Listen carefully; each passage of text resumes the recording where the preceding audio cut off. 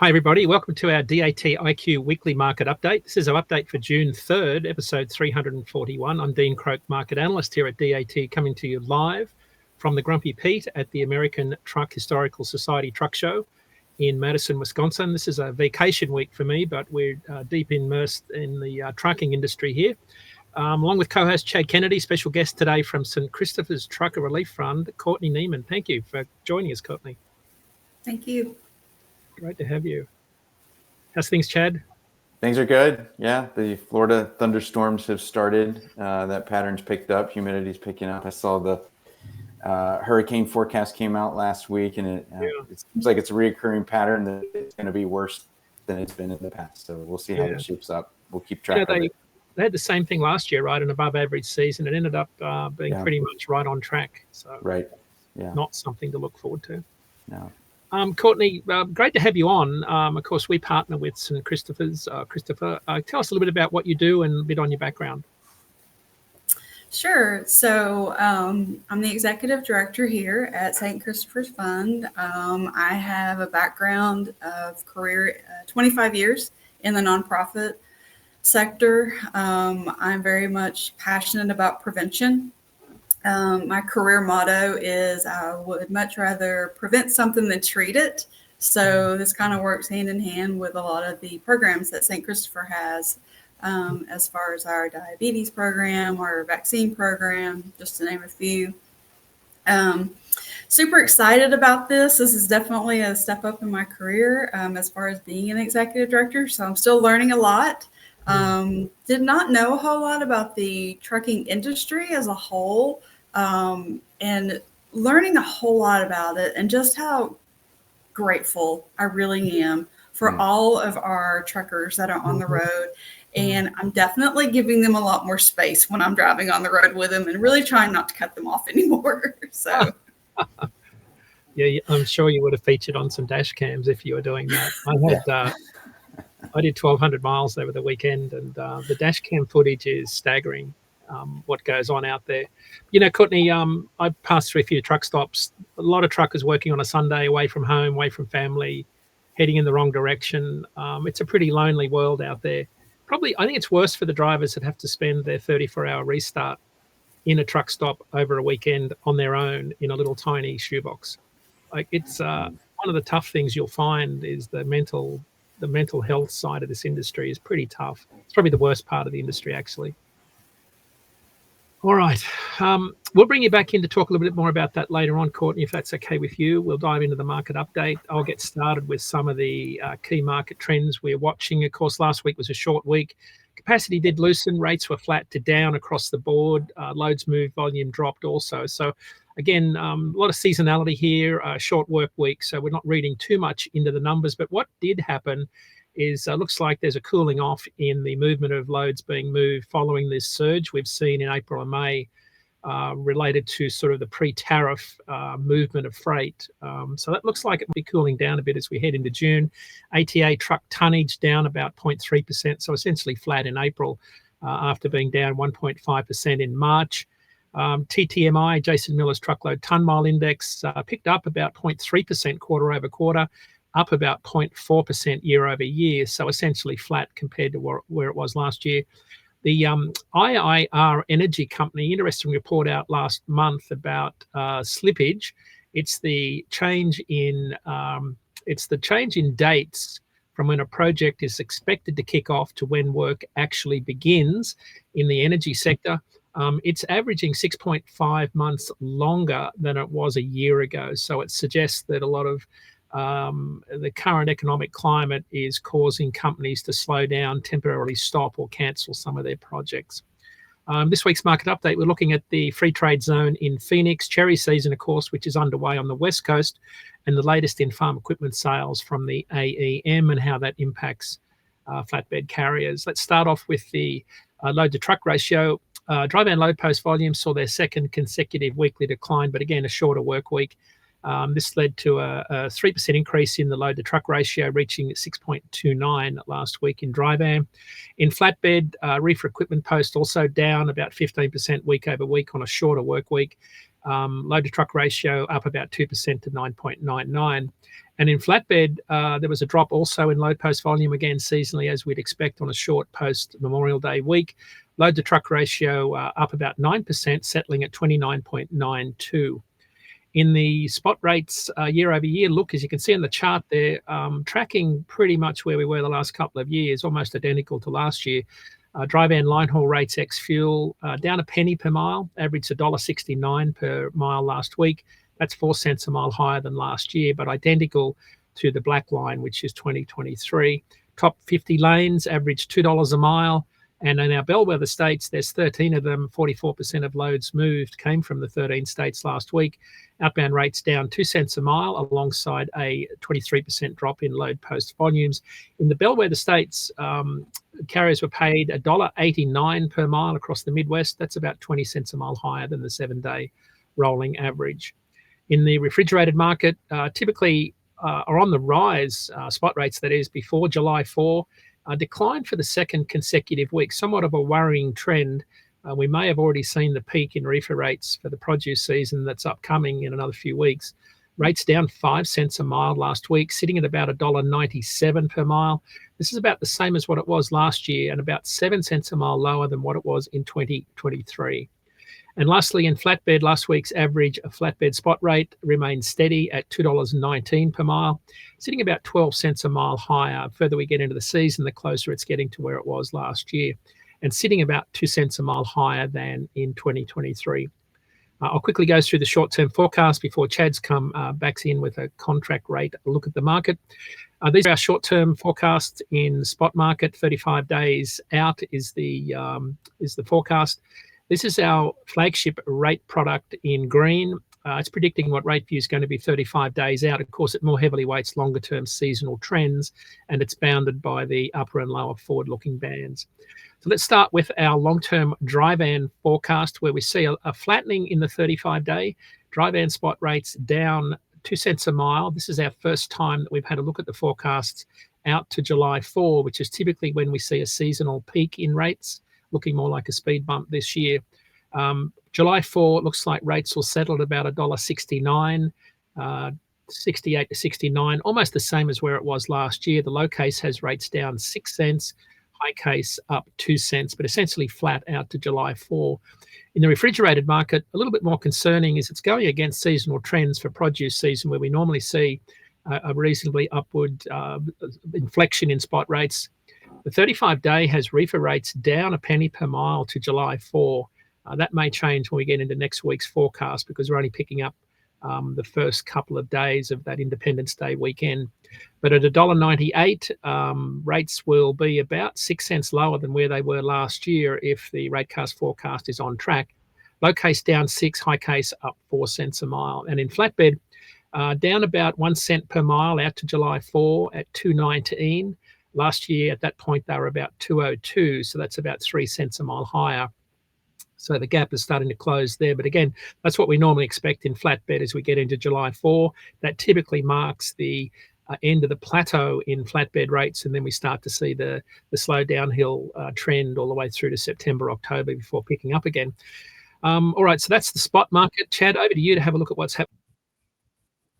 Thanks, Dean. As a reminder, everything Dean just covered is from a broker to carrier spot perspective. I'll cover off on the shipper to brokering carrier perspective and how spot rates and contract rates compare to each other from a shipper's perspective. So starting out with dry van here, the yellow graph, our spot premium ratio. This measures the premium spot rates are in the market compared to contract rates. Right now, a negative premium, 12%. This graph goes all the way back to 2016, so you can see that market cycle that we typically go through. And looking at the trend there over the last 2.5 years, really you just see these small peaks and valleys from seasonality. But this negative 12 coming in at like a 1-year low point here the last few weeks. So dry van rates still, spot rates still quite depressed compared to contract rates. The new rate differential, this measures the percentage difference between new contract rates and those that they replaced in blue. So this answers the question, what are shippers' RFPs or requests for proposal? What are they yielding in the marketplace for a reoccurring contract rate? And usually these are negotiated with a pretty good lead time of 3 to 6 months sometimes. So the last week came in at positive 2.2%. You can see we've been bouncing around the positive territory there for many weeks. So this means that shippers, when they hold contract RFPs, they're taking a rate increase of around 2% right now. And this, if you look back at what I reported out last week, we were looking at quarter to date. We were reporting 1% inflation for overall rates. So that's what the contract rate index is showing there, is just the trend. You can see very slight trend up over the last year, equaling about 1% total inflation from contract rates, which is about 80% of the data that we have. Those spot rates and the new rates coming in are the remainder of that. So that's dry van. I'll get through reefer and the other modes here real quickly. Reefer rates also depressed compared to contract rates, negative 9%. So no significant change there. New rate differential barely positive at 0.4%. You can see it's been bouncing around in the positive territory for many weeks. And contract rate index, we're basically flat year over year, quarter to date on total rates for shippers in the reefer sector. And then moving on to flatbed. This is a monthly report. Last data point here is April 2025. You can see we roll this up quite a bit because flatbed data moves around so much. So rolling it up to the month just makes the graphs look a little bit cleaner. So you can see negative 5% spot premium ratio has been negative for 2 years now. And that new rate differential just not climbing up into the positive territory yet. Contract rate index, slight tick up the last 2 months. And then finally, you can see the 3 equipment types that we just covered: dry van, temp control, flatbed, spot rates in yellow, contract rates in blue. Going back to 2016, you can see that relationship between them and see that negative spot premium ratio coming through where the yellow line is below the blue line. Finally, bonus slide this month, we brought in intermodal rates. And so you can see that new rate differential there. We don't report out on the spot premium ratio for intermodal. We don't get a lot of spot data in intermodal. Coming in basically right at zero on that new rate differential. We had about a 1% inflation on contract rates overall for the year, quarter to date. So April showing a slight tick up there. And that's a wrap on contract rates, Dean. Chad, from your survey last week, anything you can share about what shippers are looking at in the market? Shippers are just, reporting basically what I just showed there and talked about last week, which is just slow, gradual contract rate increases and that continued depressed spot market. Shippers aren't really able to move much of their contract freight into the spot market. Any of that opportunity has pretty much been exhausted. That's usually limited to live load scenarios with longer length to haul. So I think they're, shippers are still in a pretty good position, taking very moderate contract rate increases. It puts them in a good position to communicate to senior management, slow, steady increases. And then a lot of uncertainty on the tariffs. Nothing's changing there. Which I heard about all over the weekend at every truck stop I went to, which leads to bringing Courtney back in, speaking about the mental health, psyche side of the industry. A lot of fairly depressed truckers out there. It's not a great market, but it's been a market that's been soft from a carrier's perspective for probably 2 years now. And it's really, you can see it's dragging on people. It's really starting to weigh heavily on drivers. Courtney, question of the week to sort of get started. And I was fascinated by your history and being new to St. Christopher.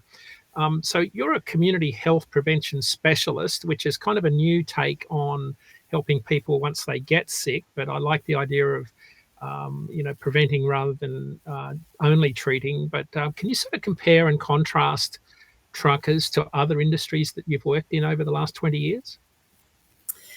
Sure. So I think the biggest thing that I'm seeing with this target population that I'm working with now is just how much, like you said, they're driving in the wrong direction. They're spending time at truck stops by themselves.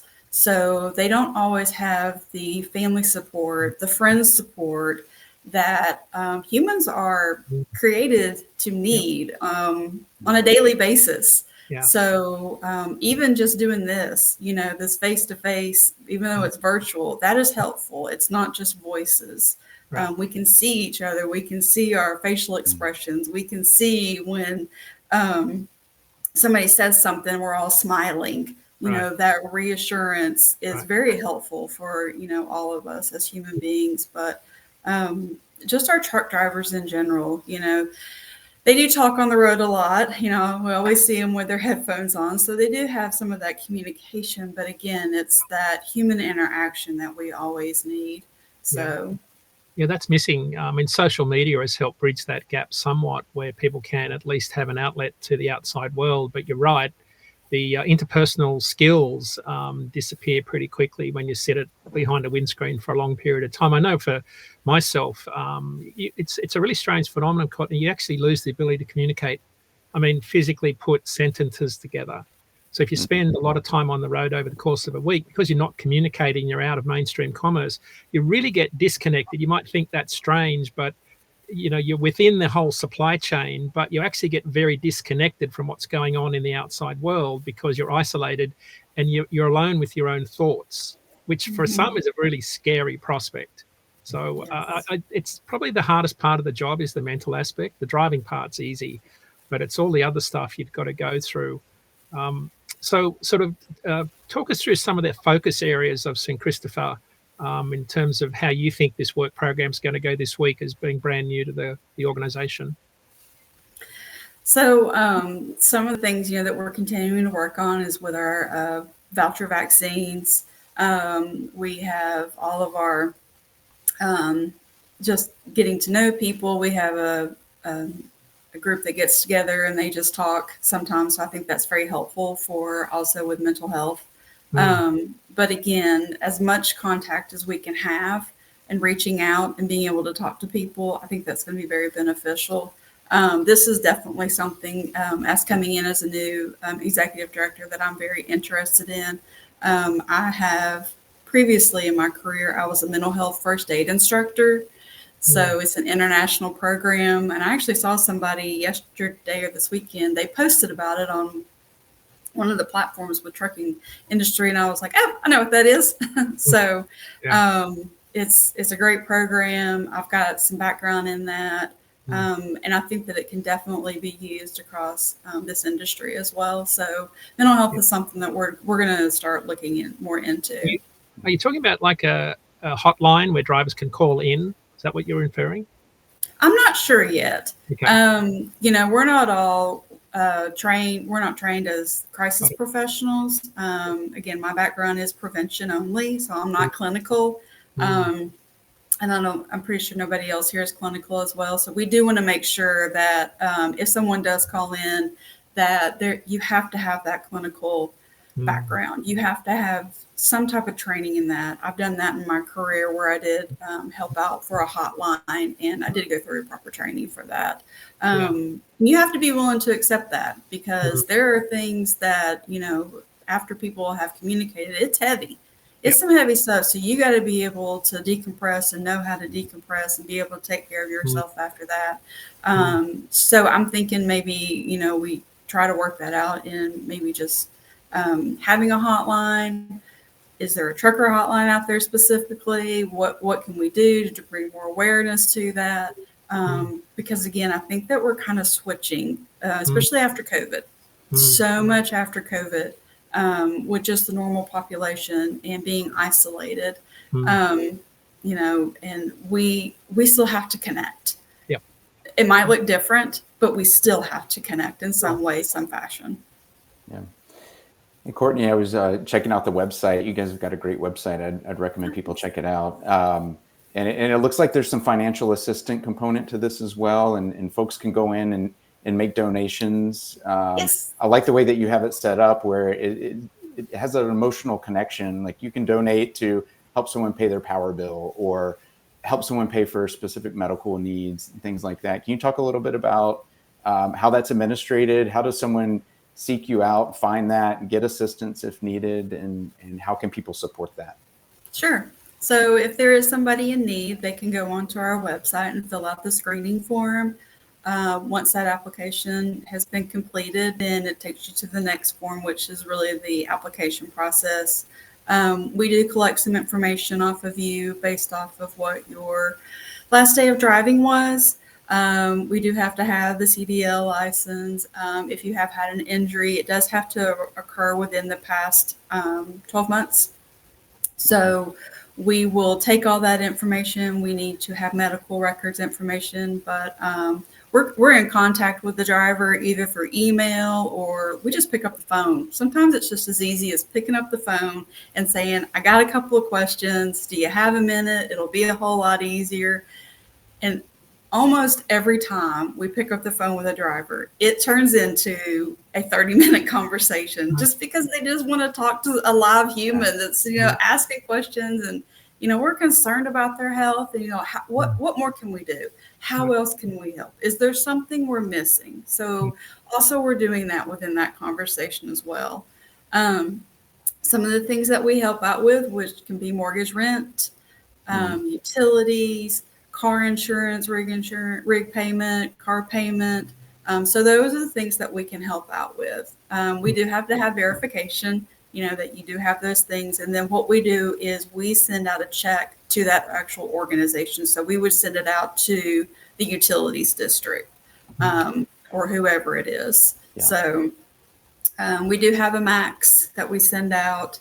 But if you're asking us to pay for just one thing, if you want all the money to go to rent, then we can do that. And then after 30 days, you can reapply again for another one-time assistance. So we're able to do a 2-time life assistance.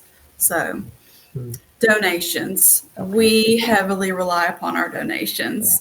The best ones that we always love to get is this is in honor of, this is in memory of. Those are the ones that we love.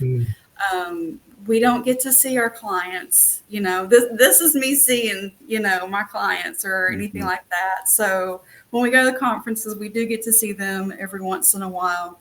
But if we can have a story behind that, that just makes it that much more. Yeah. Is it mostly... Thanks for sharing that. Is it mostly individually funded or do you get corporate sponsorships as well? Both. We have both. Yeah. So, what is that mix? Is it mostly individuals or? I would say we're mostly corporate. So the trucking industries that we're helping out because again, that's helping out their people that are on the road. That's great. So, but we get checks, in the mail and it's like Christmas. Every time we open up something, we never know what we're going to get. And it's amazing. It's a blessing. I love it. Again, it's more prevention. And how can we help our fellow man? Yeah. Or woman? Yeah.